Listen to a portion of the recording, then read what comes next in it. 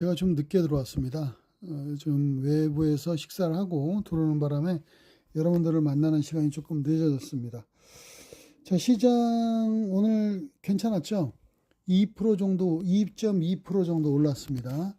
그리고 이제 지금 외국인과 기관이 양쪽에서 순매수를 했죠. 특히 기관이 한 1조 원이 넘게 매수했는데 분위기상으로 놓고 본다 그러면 끌어올리는 모습이었지만 아주 어떻게 본다면 골고루도 끌어올렸습니다. 골고루도.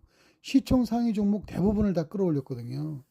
뭐 두산에너빌리티, 현대차, 뭐 삼성전기 뭐 이런 것들을 필두로 해서 대부분이 많이 끌어올렸어요. 미래에셋증권, 뭐 LG에너지솔루션 이렇게 다. 그렇게 이제 지금 전반을 끌어올리다 보니까 일단 지금 금일 같은 경우에도 소형주, 그리고 또한 지금 보면은 소부장 관련 종목군들이 밀리는 그런 형태였었죠.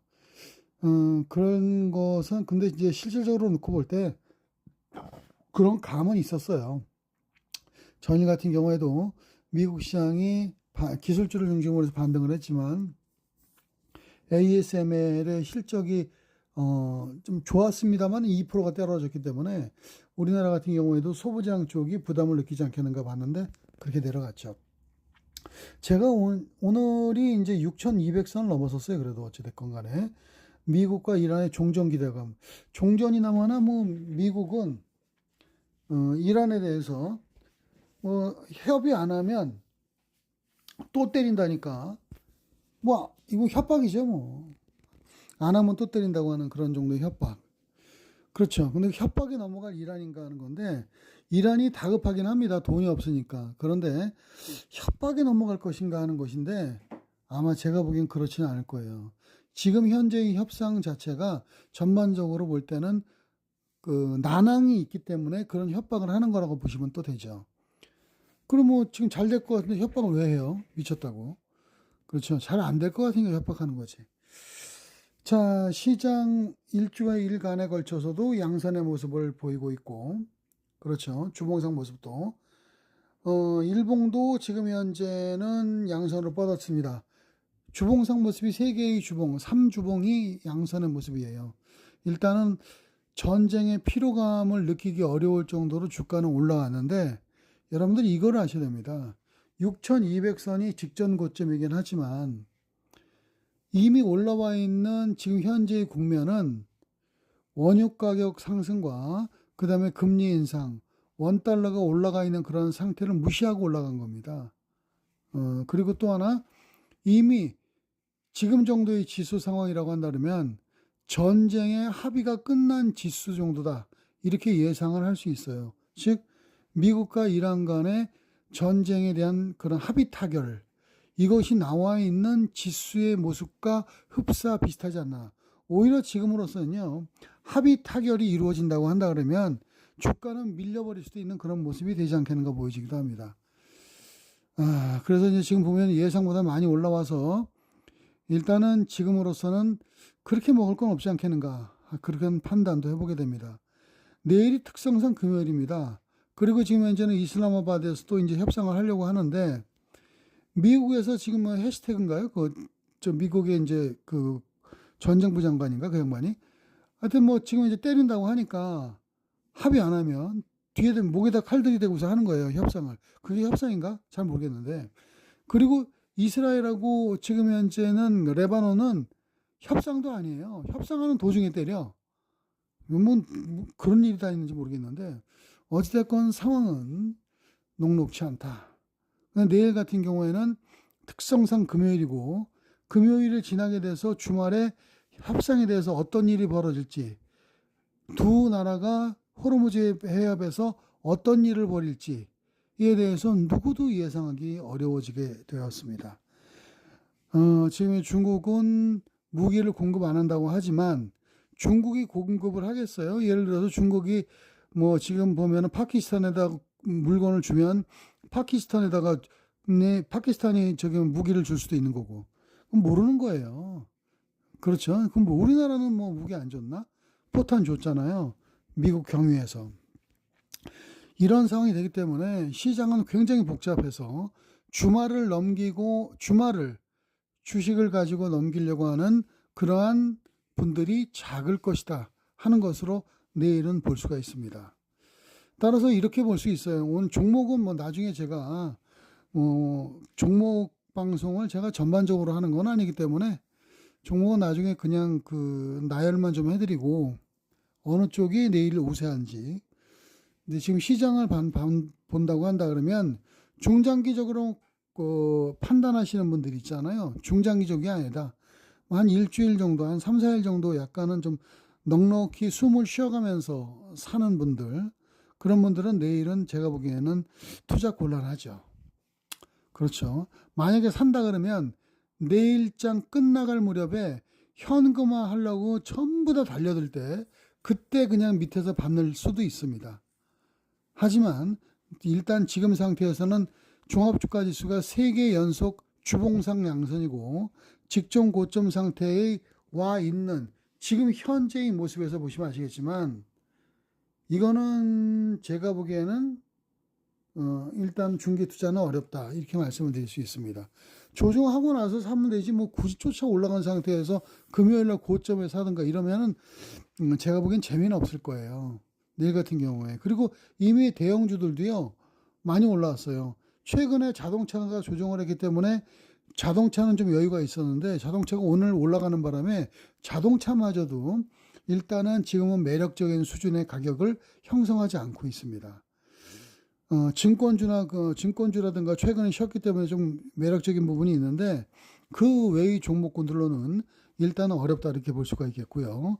더욱이 내일 같은 경우에는 테마주라고 하는 종목군들의 탈락도 대거 탈락도 예상이 됩니다. 그렇죠. 테마주로 볼 수 있는 종목군들이 탈락이 예상되는 것이 지금 보면은 이제 광통신 관련 종목군들 보시면은 지금 광통신 관련주들이 오늘 광전자가 고점에서 출발해서 오늘 마이너스 40% 위아래가 고점이 나왔어요. 27% 하락을 했거든요. 그렇기 때문에 광전자 같은 경우 27% 나왔죠. 그리고 또 지금 또 하나는 양자 역학의 양자 쪽에 관련 종목 중에 한 종목이 있습니다. QSI라고. 이게 상한가를 오전에 들어갔었거든요. 오전에 시작하자마자 조금 지나서 물론 그렇게 강한 종목은 아닙니다. 이 양자 관련 종목의 최고 대장주는 우리로하고 그렇죠. 엑스게이트 뭐 이런 건데 근데 이제 지금 요 종목은 QSI는 그래도 늦게나마 오전장 조금 지나서 상한가를 들어갔어요. 뭐 KCS나 이런 것들은 처음부터 상한가였고. 근데 이게 후반에 가서 물량을 맞고 떨어져서 결국은 음선 플러스긴 했지만 플러스 2%에 끝났어요. 이게 무슨 뜻이냐? 테마주들이 지금 현재의 테마가 정상적인 테마는 아니잖아요. 지금은요. 양자 관련해서 우리나라는 엄밀히 따져서 양자와 연관된 종목이 있다고 볼 수 없습니다. 하나 꼽으라 그러면은 SK텔레콤 정도죠. 그렇기 때문에 광전자도 마찬가지고 너무나 많이 올랐어요. 그래서 이제 테마주들이 일단 쓰러질 때가 됐다. 더욱이 이제 실적 시즌이 가까이 오면은 테마주들의 준동이 약해집니다. 그렇기 때문에 테마주들은 조정할 것이고, 그리고 내일 같은 경우에도 전반부에 걸쳐서 아마 나스닥 증시 같은 경우에도 지금 현재의 상황 보시면 아시겠습니다만은 일단 나스닥 선물이 약간 강보합 상태 왔다 갔다 하고 있거든요.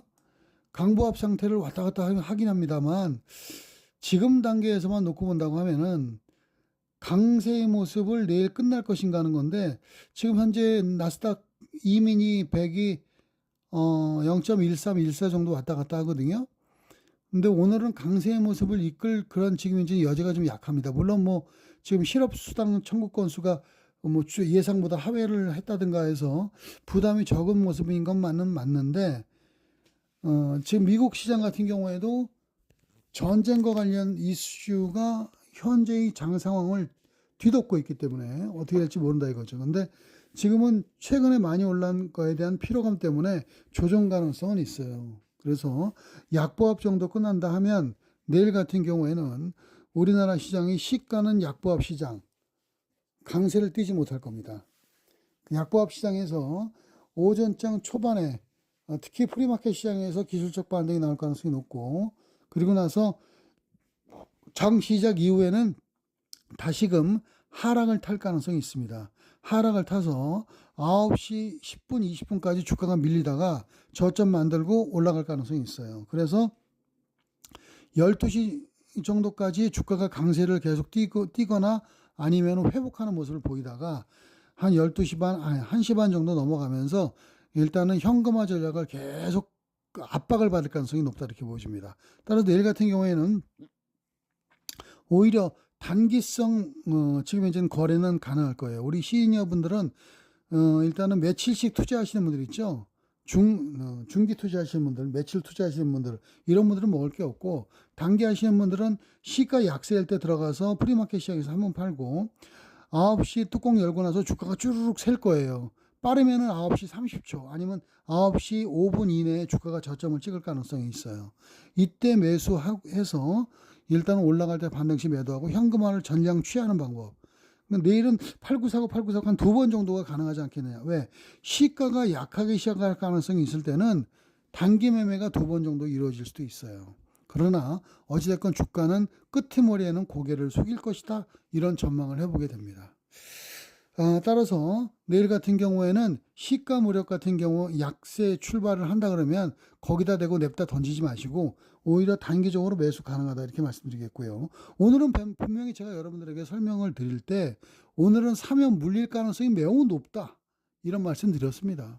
물리신 분들 연락 많습니다. 내일은 오늘보다 오히려 투자는 약세 출발하게 되면 더 낫지 않겠는가 하는 판단도 해보게 됩니다. 종목별로 한번 접근을 해볼게요. 일단 아까 말씀드렸듯이 테마주들, 그렇죠. QSI라든가 광전자라든가 이런 테마주들은 잘못 건드리게 되면 일단은, 왜냐하면 이런 종목군들은 매도 매수의 가격을 정하지 않아요. 그냥 시장가로 던지고 팔고 하는 거지.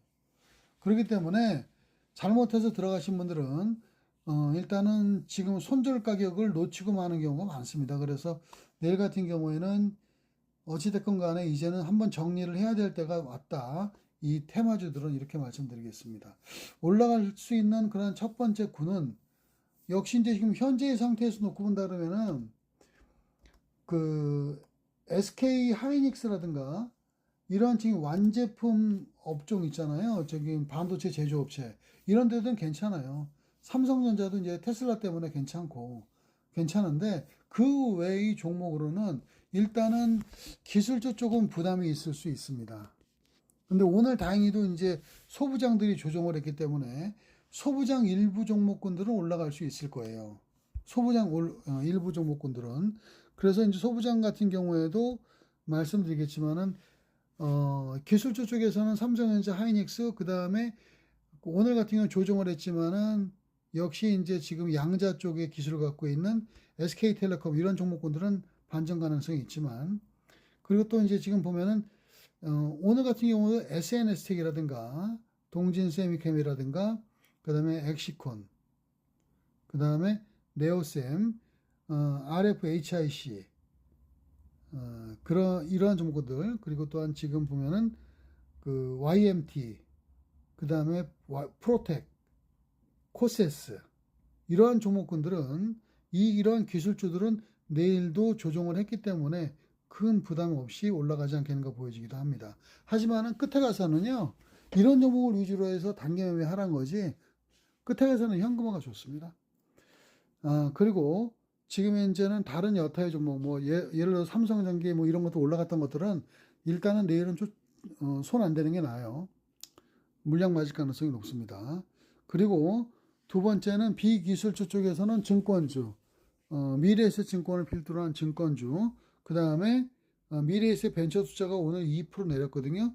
이러한 미래에셋 벤처 투자, 이러한 종목군들이 일단 모습이 좋을 것 같고, 그 다음에 3일 연속 음선의 모습을 맞았던 S&T 에너지 실적 무지하게 좋거든요. LNG 쪽에 지금 이제는 대박이 날 수 있는 종목이고 미국에도 진출하고 있는데 최근에 3일간 내렸어요. S&T 에너지 같은 경우에는 주가가 밀릴 만한 요소가 없습니다. 그리고 전쟁과 관련된 그러한 지금 이제는 복구가 되면 제가 보기에는 수요가 가장 많이 몰릴 수 있는 종목이 S&T 에너지입니다. 그리고 삼성 E&A, 그렇죠. 이러한 종목군들이 전반적인 강세의 모습을 띌 가능성이 매우 높다, 이렇게 말씀을 좀 드릴 수가 있겠습니다. 그리고 이제 지금 그 소식이 좀 나와서 아시겠지만 전쟁 때문에, 이게 나프타 때문에요, 어디가 물량이 지금 현재의 상태에서 물량 바닥이 나오고 있냐면 바로 그 지금 보면 아시겠습니다만은 제약바이오예요. 약이 없답니다. 약이. 응? 이 약이 없는 그러한 상황이 되기 때문에 지금으로서는 또 제약바이오가 또 최근에 또 많이 쉬었어. 그렇죠.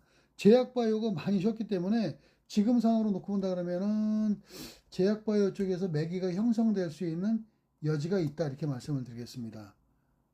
지금은 따라서 현 단계에서 놓고 본다 그러면은 역시 이제 ADC 계열의 에임드 바이오, ADC 계열의 에임드 바이오와 그 다음에 이제 지금 보면은 그 한미약품 같은 경우에도 요즘에는 좀 꾸준한 그런 형태의 모습이 나타나고 있거든요. 꾸준한 형태의 모습이 나타나고 있고, 그 다음에 바닥 상태에서 조금씩 어느 정도 이제 지금 머리를 들고 있는 HK 이노엔, 이런 종목군들. 그 다음에 이제 지금 오스코텍 같은 경우에도 지금 현재는 그 실적이 상당히 개선되는 그런 종목이거든요. 근데 오스코텍 같은 경우 약간 무거운 모습도 보이긴 합니다만 그래도 꾸준해요. 이런 종목군들도 지금은 틈새를 이겨낼 수 있는 종목이 아닌가 보여집니다.